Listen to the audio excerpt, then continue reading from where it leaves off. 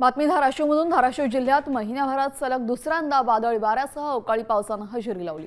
तुळजापूर तालुक्याला पावसाचा मोठा फटका बसलाय। आंबा पिकाचं मोठं नुकसान झालंय। विक्रीला आलेला आंबा गळून पडल्यानं शेतकऱ्यांचं लाखो रुपयांचं नुकसान झालंय। दरम्यान तातडीनं पंचनामे करून नुकसान भरपाई द्यावी अशी मागणी शेतकऱ्यांनी केलेली आहे। नुकसानग्रस्त शेतातून आढावा घेतायत आमचे प्रतिनिधी बालाजी सुरवसे। पाहूयात।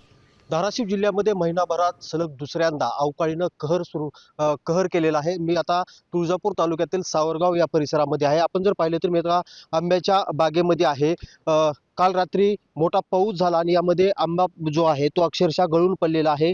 प्रचंड मोठं नुकसान जे आहे ते आंब्याचं या ठिकाणी झालेली परिस्थिती आपल्याला पाहायला मिळते। आपण जर पाहिलं तर अगदी हातातोंडाशी आलेला घास जो आहे तो यामुळे शेतकऱ्याचा हिरावलेली परिस्थिती जी आहे ती आपल्याला या ठिकाणी पाहायला मिळते।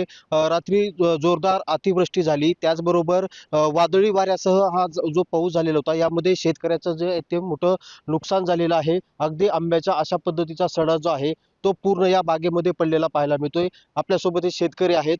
तर काल 3 वाजल्यापासून 5-6 वाजेपर्यंत होता।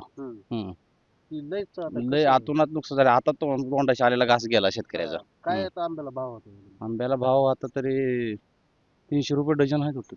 मग काय येऊन पंचनामा करून काय तर ह्याची भरपाई द्यावी शासनानं।